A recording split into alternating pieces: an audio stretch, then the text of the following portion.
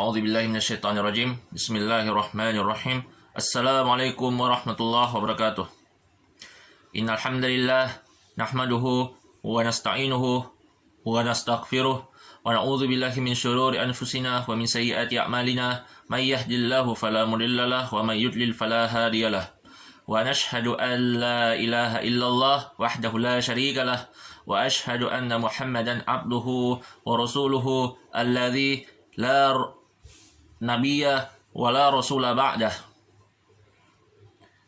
Allahumma salli wa sallim ala Muhammad wa ala alihi wa ashabihi wa man tabi'ahum bi ihsanin ila yaumiddin. Amma ba'd. Alhamdulillah, puji syukur kita panjatkan kehadirat Allah Subhanahu wa taala, karena berkat rahmat, hidayah dan karunia-Nya lah sehingga kita dapat dipertemukan kembali dalam taklim harian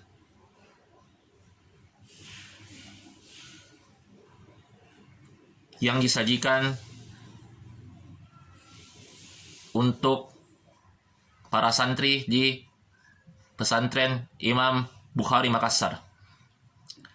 Salawat dan salam semoga tercurahkan kepada Nabi dan Rasul kita, Nabiullah wa Rasulullah Muhammad sallallahu alaihi wasallam beserta keluarganya, para sahabatnya, para pengikutnya, dan umatnya hingga akhir zaman. Baik, pada taklim kali ini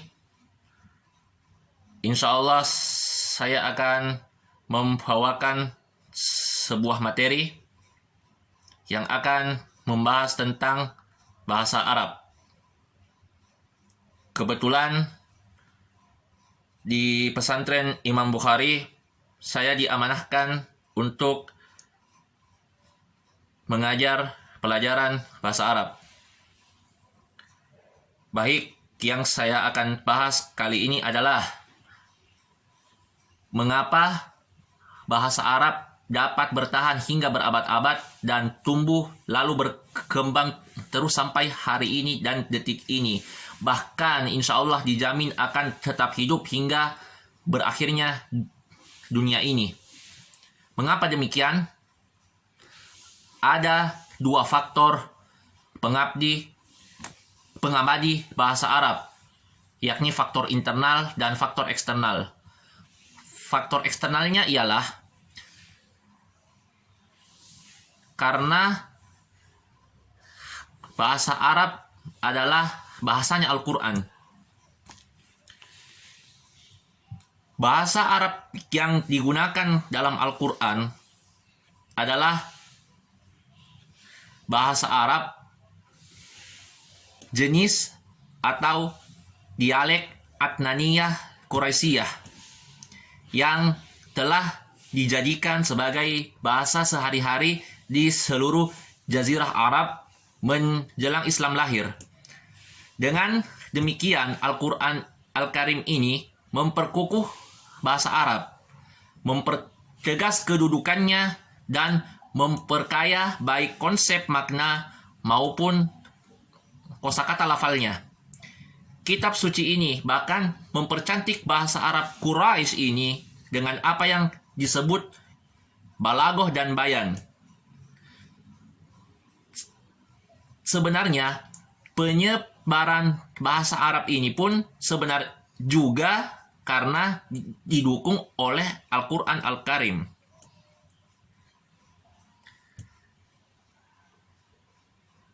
Jadi dapat disimpulkan bahwa peran agama Islam dan kitab suci Al-Quran adalah faktor eksternal yang utama mengapa bahasa Arab dapat bertahan sampai hari ini. Sementara faktor internalnya adalah sebagai berikut.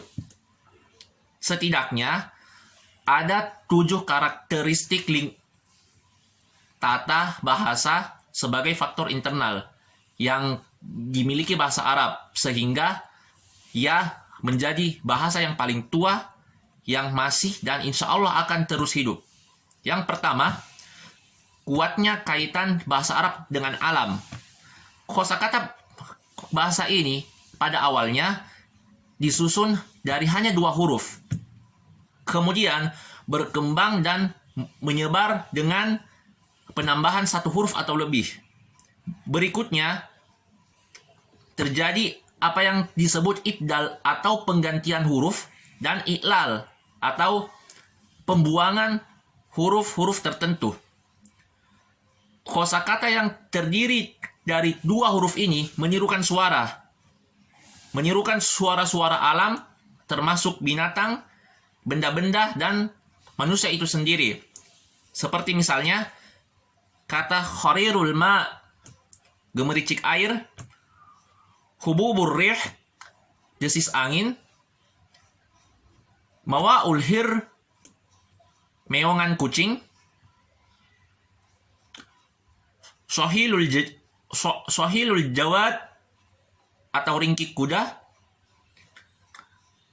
nubahul kalb atau gonggongan anjing, dan rugo'ul jamal atau suara herheran unta.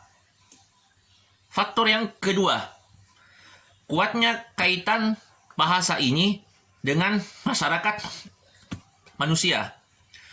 Orang-orang Arab pada mulanya hidup berkelompok dalam lingkungan masyarakat yang terkecil, yakni keluarga, kemudian sedikit melebar dalam kelompok puak, lantas mengembang menjadi marga, kemudian kabilah, sampai menjadi masyarakat besar, yakni suku, hingga akhirnya menjadi sebuah bangsa. Asal-usul keluarga dalam tatanan masyarakat Arab ini sangat jelas. Mereka menyebar, beranak pinak, dan menikah dengan keluarga lain, menikah dengan puak atau marga tetangganya, dan seterusnya. Demikian juga dengan bahasa yang mereka gunakan. Kosakatanya pun beranak pinak, tumbuh dan berkembang, tetapi tetap berasal dari satu akar kata. Misalnya saja, kata ilm yang berasal dari fi'il alima.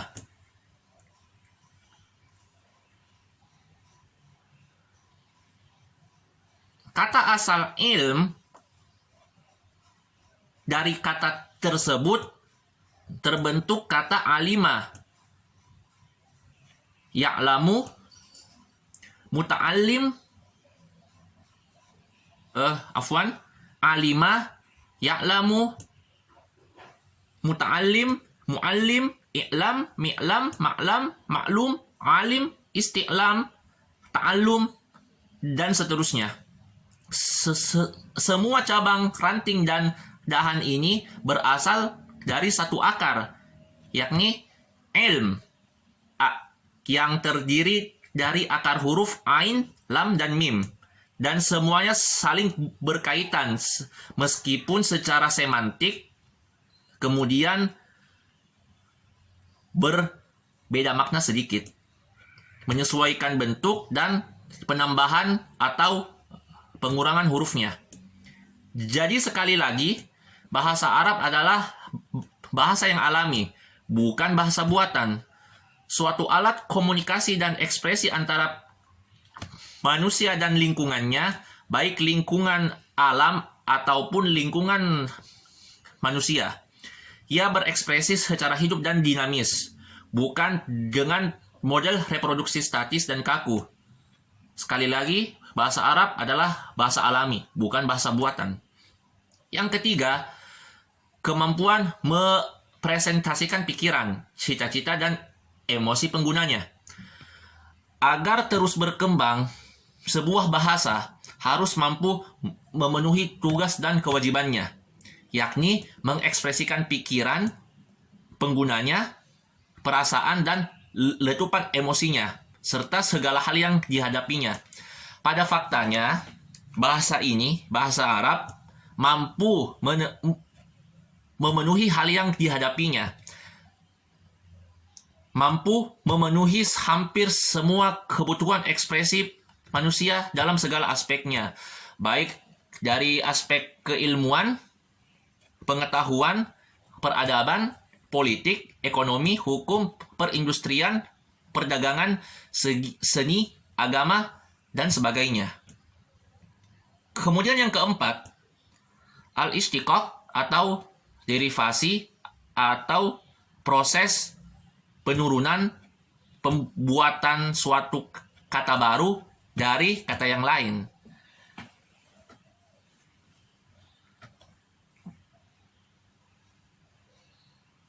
Karena ada kemiripan antara keduanya, baik dalam bunyi maupun arti, baik pelafalan maupun konsep maknanya. Dari kata yang paling dasar atau masdar, lahir kata kerja asal. Seperti yang kami sebutkan di contoh sebelumnya, ilm yang merupakan kata asal atau masdar melahirkan kata kerja asal, yakni alimah. Kemudian dari kata kerja asal lahir pula kata kerja turunan pertama dan kata kerja turunan kedua, kemudian ketiga, dan seterusnya. Dari kata kerja dasar dan turunan ini, kemudian lahir turunan kata yang jumlahnya ada 8, yakni isim fa'il, isim maf'ul, sifat musbihat, mubalaghah, isim tafdil, isim makan atau isim zaman, dan isim alat. Proses lain yang termasuk proses istiqaq atau derivasi kata, yakni ibdal dan i'lal. Ibdal adalah membuang sebagian huruf yang bukan huruf illat dalam satu kata atau menggantinya dengan huruf yang lain. Sedangkan i'lal sebenarnya konsepnya sama seperti ibdal tadi. Bedanya dalam i'lal yang diganti atau yang dibuang adalah huruf illat, yakni huruf alif, waw, dan ya. Istiqaq atau pembentukan turunan kata adalah persoalan yang sangat luas yang tak mungkin kami jelaskan dalam video ini satu persatu. Kita dapat merujuk kepada buku-buku kaidah tata bahasa Arab untuk mengetahuinya lebih jauh. Yang hendak ditegaskan dalam taklim ini adalah bahwa dari apa yang kita sebut istiqaq atau pembentukan turunan kata yang baru, lahirlah banyak kata turunan dan berkembanglah bahasa Arab ini secara alami dan manusiawi. Dengan demikian, kekurangan kosakata atau ungkapan dalam semua dimensi manusia Arab dapat terpenuhi dengan baik. Faktor yang kelima, adanya al-majaz atau kiasan. Tidak sedikit kata-kata atau ungkapan dalam bahasa Arab yang digunakan untuk konsep arti di luar makna asalnya, karena memang harus diartikan sebagai kiasan. Contohnya, kata-kata seperti sholah, zakah, saum yang digunakan sekarang ini adalah kata-kata yang dipakai untuk arti kiasan. Arti semula sholah adalah berdoa, sedangkan makna zakah adalah tumbuh atau berkembang. Sementara saum berarti mencegah. Dengan cara bermajas atau berkiasan, bahasa Arab dapat dapat tumbuh dan berkembang secara alami kearaban dan relatif terhindar dari adopsi bahasa asing secara berlebihan. Coba kita bandingkan dengan bahasa Indonesia yang hampir setiap hari memetik kata-kata asing seperti Inggris. Faktor yang keenam, an-naht. Dalam membentuk peristilahan atau ungkapan, bahasa Arab juga melakukan akronimisasi atau an-naht, atau yang sering kita kenal sebagai singkatan. Akronimisasi atau an-naht adalah membuat satu kata yang dirangkai dari 2 kata atau lebih. Ada 4 kategorinya. An-naht al-fi'li seperti ba'ba'ah dari kata sabhalah,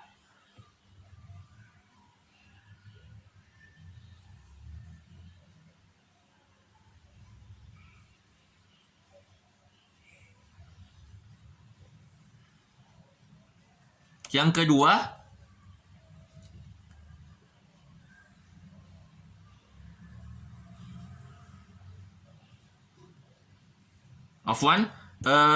saya ulangi. Ada 4 kategori akronimisasi atau an-naht, yakni an-naht al-fi'li, yang kedua an-naht al-wasfi, yang ketiga an-naht al-ismi, dan yang keempat an-naht an-nasabi.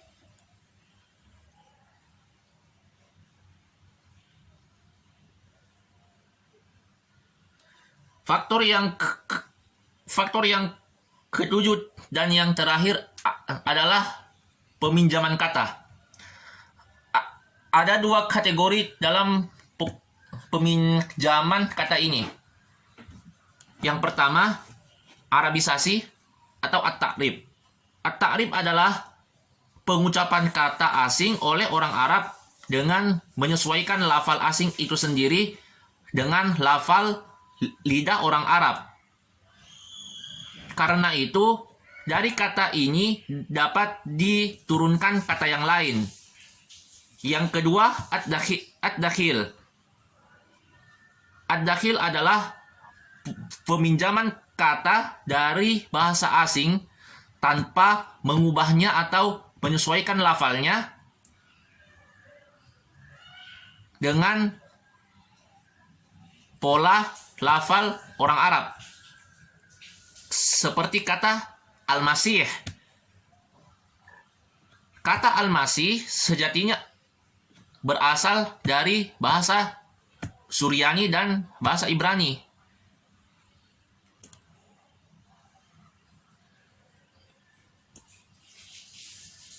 Satu contoh juga kata Firdaus. Firdaus asal katanya berasal dari bahasa Yunani.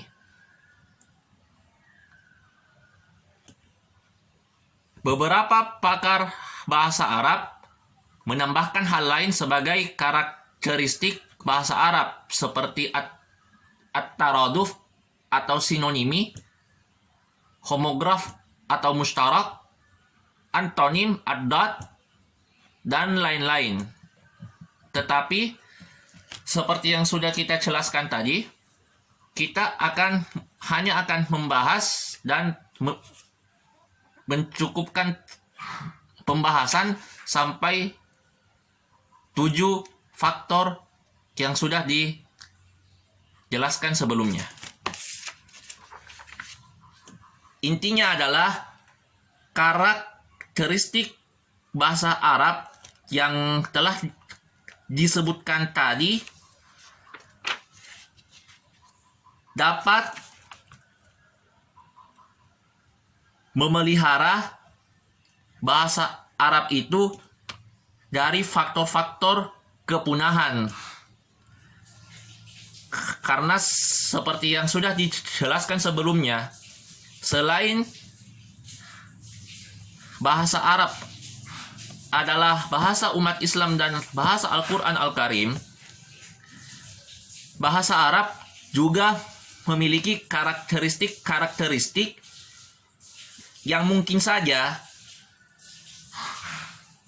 itu sifatnya unik, tidak kita temukan dalam bahasa-bahasa lain. Oleh karena itu, kita harusnya bangga sebagai umat Islam memiliki bahasa Arab sebagai bahasa umat Islam, bahasa persatuan umat.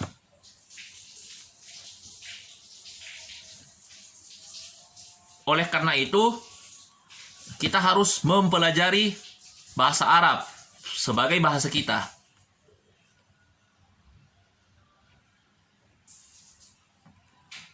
Baik, dengan demikian berakhir sudah taklim kita pada kesempatan kali ini. Semoga apa yang kita dalami taklim kita pada kesempatan kali ini, semoga apa yang kita dalami bermanfaat untuk kita semua dan bisa kita aplikasikan dalam kehidupan kita sehari-hari. Baik, kita cukupkan sampai di sini. Kita tutup dengan bacaan hamdalah, alhamdulillahirabbil alamin, dan doa kafaratul majelis. Subhanakallahumma wa bihamdik, asyhadu an la ilaha illa anta wa astaghfiruka wa atubu ilaik. Wa akhiru da'wana anil hamdulillahi rabbil alamin. Wassalamualaikum warahmatullahi wabarakatuh.